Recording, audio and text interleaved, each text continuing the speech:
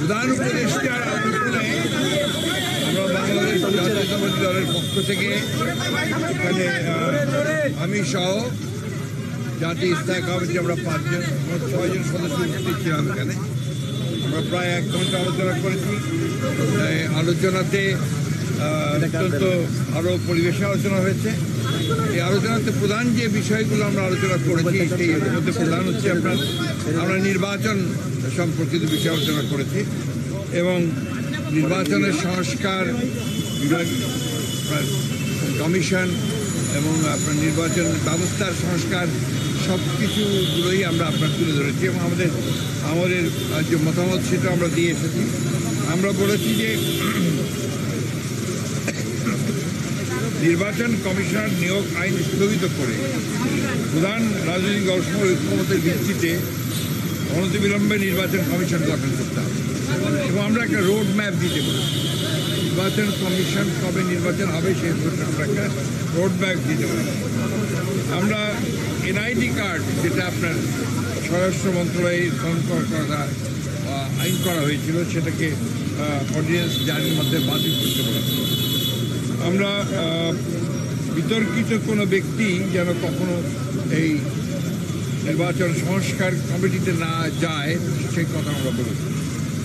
আমরা বলেছি যে ফ্যাসিস্ট সরকারের সময় প্রতারণা সাজানো ভুয়া ভোটের মাধ্যমে গঠিত সকল ইউনিয়ন পরিষদকে বাতিল করতে বলেছি এবং 14, 18, 24 সালে যে সকল নির্বাচন কমিশন ছিল, তার প্রধান নির্বাচন কমিশনার এবং কমিশনার সহ তাদেরকে ভুয়া নির্বাচন, ব্যর্থ নির্বাচন, একটা পক্ষপাতদুষ্ট নির্বাচন করার অভিযোগে তাদেরকে আইনের আওতায় আনার কথা বলেছি।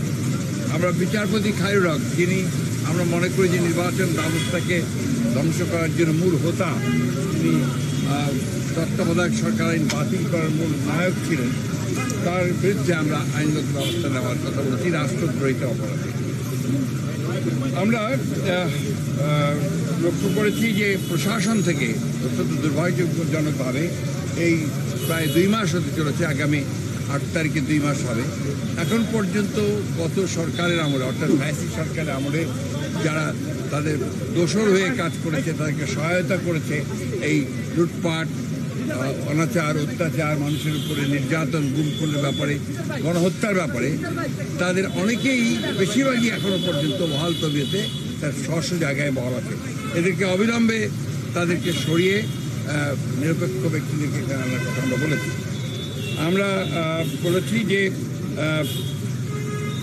আপনার জেলা প্রশাসকের ব্যাপারে আপনারা লিখেছেন পত্রপত্রিকা লেখালেখি হয়েছে, সেই 59 জন জেলা প্রশাসকের মধ্যে কী করে সেটা নিয়োগ করা হলো সেটা সম্পর্কে আমরা জানতে চেয়েছি।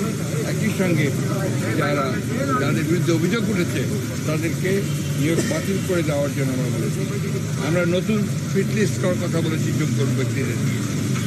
আমরা চুক্তিভিত্তিক কিছু নিয়োগ বাতিল করার জন্য আমরা প্রস্তাব দিয়েছি। আমরা বিশেষ করে এই অন্তর্বর্তী সরকারের মধ্যেও 2-1 জন আছেন যারা অন্তর্বর্তী সরকার যে গণঅভ্যুত্থানের বিপ্লবের যে মূল স্পিরিট সেটাকে ব্যাহত করছে, তাদেরকে স্মরণের কথা বলেছি। আর আমরা যারা পদোন্নতি বঞ্চিত হয়েছে সরকারি কর্মকর্তা 15 বছর ধরে, তাদেরকে ভূতাপেক্ষ পদোন্নতি নিশ্চিত করার কথা আমরা বলেছি। এই ছিল আমাদের আপনার মোটামুটি আপনার বক্তব্য, পয়েন্ট ভিত্তিক, এবং আপনার বিচার বিভাগের ব্যাপারে আমরা খুব পরিষ্কার করে যেটা বলেছি সেটা হচ্ছে যে এই বিচার বিভাগে হাইকোর্ট বিভাগ, যেটা এখন পর্যন্ত কোনো পরিবর্তন হয়নি, এবং হাইকোর্ট বিভাগের বেশিরভাগ নিয়োগই ছিল কিন্তু আপনার দলীয় ভিত্তিতে, এবং প্রায় 30 জন বিচারককে বহাল তবিয়তে তারা কাজ করছে এখনও। এদের ব্যাপারে ব্যবস্থা নেওয়ার জন্য, প্রয়োজনীয় আইনগত ব্যবস্থা নেওয়ার জন্য আমরা কথা বলেছি। এই কিছু দলকানা বিচারক যারা আছেন তাদেরকে অপসারণ করার কথা বলেছি। আর অতি দ্রুত আমরা পিপিজিপি নতুন নিয়োগ করার কথা বলেছি। আরেকটা আমরা লক্ষ্য করেছি যে যাদেরকে অভিযোগে গ্রেপ্তার করা হচ্ছে সুনির্দিষ্ট অভিযোগের ভিত্তিতে, হয়তো বা আপনার দুর্নীতি অথবা হত্যা, এইসব সুনির্দিষ্ট মামলায় যাদেরকে গ্রেপ্তার করা হচ্ছে তাদেরকে আমরা দেখতে পাচ্ছি যে আপনার জামিন দেওয়া হচ্ছে। এটা অত্যন্ত উদ্বেগজনক বিষয়টা আমরা দেখার জন্য বলেছি।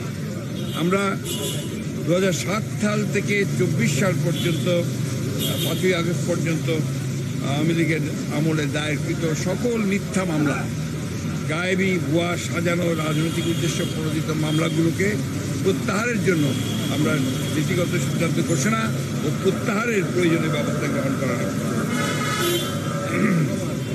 কিছু আমলা, কিছু আপনার পুলিশ কর্মকর্তা, কিছু শুনতে পাই কিছু আপনার বিভিন্ন মন্ত্রণালয়ের লোকজনেরা এবং আপনার মন্ত্রীরা তারা দেশ ছেড়ে পালিয়ে যাচ্ছে।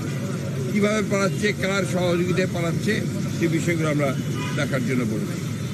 আরেকটা বিষয় আমরা জোর দিয়ে বলেছি যে আজকে পতিত ফ্যাসিবাদী প্রধান শেখ হাসিনা ভারতে আছে। ভারতের থেকে তাকে কেন্দ্র করে তার মাধ্যমে যে সমস্ত ক্যাম্পেইন চলছে, প্রচারণা চলছে, যে অপপ্রচার চলছে, সেই বিষয়গুলো বুঝতে পারছি এই জন্য যে সে ভারতে আছে। এই বিষয়টাকে ভারতের সরকারের সঙ্গে আলোচনা করার জন্য এবং তাকে ওই অবস্থা থেকে সরিয়ে দেওয়ার জন্য আমরা সরকারকে অনুরোধ করেছি। তারা ভারত সরকারের সঙ্গে কথা বলছে। সেই সঙ্গে পার্বত্য চট্টগ্রামে যে ধরনের অস্থিরতা সৃষ্টি করার চেষ্টা করা হচ্ছে সেটাও আমরা কিন্তু আপনার বলেছি যে পার্বত্য চট্টগ্রাম ব্যাপারটাকে আরও গভীরভাবে দেখে সেখানে কারা এই ঘটনাগুলোর সঙ্গে জড়িত তাদের বিরুদ্ধে ব্যবস্থা নেওয়ার জন্য আমরা কথা বলেছি। আরেকটি কথা আমি বলি যে আপনার গুমখুনের সঙ্গে যারা জড়িত তারা এখনও ধরাছোঁয়ার বাইরে, তাদেরকে খুব কম, একমাত্র জিয়াউল হাসান ছাড়া আর কাউকেই ধরা হয়। আমরা মনে করি যে অবিলম্বে দাবি জানিয়েছি যে অবিলম্বে তাদের সঙ্গে চিহ্নিত করে তাদেরকে গ্রেপ্তার করা হোক ও তাদের বিরুদ্ধে ব্যবস্থা নেওয়া হোক। এবং জাতিসংঘের একটি দল এসছে এখানে, কিন্তু দুর্ভাগ্যজনকভাবে সেই দলটিকে যারা এর সঙ্গে জড়িত আছেন এই বিভিন্ন ডিপার্টমেন্টের, তারা তাদেরকে সেইভাবে সহযোগিতা করছে না। দ্বিতীয়ত হচ্ছে যে আপনার সম্প্রতি দুর্গা পূজাকে কেন্দ্র করে, সহজ উৎসবকে কেন্দ্র করে আপনারা লক্ষ্য করেছেন যে সনাতনের কিছু মানুষ, সবাই না, কিছু মানুষ তারা কিন্তু অত্যন্ত পরিকল্পিতভাবে জনগণেরকে উস্কে দিচ্ছে বাংলাদেশের বিরুদ্ধে, তারা অপপ্রচার চালাচ্ছে। কাজে হিন্দু কমিউনিটির উপরে এখানে অত্যাচার হচ্ছে, নির্যাতন হচ্ছে, এই ধরনের কথাবার্তা তারা বলতে যাচ্ছে, যেটা সর্বৈব এটা মিথ্যা। আমরা সবাই জানে, এটা আপনারা দেখছেন করছে। এটা হচ্ছে একটা সুদূর পরিকল্পনা তাদের, যে বাংলাদেশে আপনার মাইনরিটিকে নির্যাতন করা হচ্ছে, বাংলাদেশের বিরুদ্ধে এটা একটা ষড়যন্ত্র বলে আমরা মনে করি। এই কথাগুলো আমরা তাদেরকে অত্যন্ত গুরুত্ব সহকারে বিবেচনার জন্য বলেছি, তার বিরুদ্ধে প্রয়োজনীয় ব্যবস্থা গ্রহণ করার জন্য। Thank you.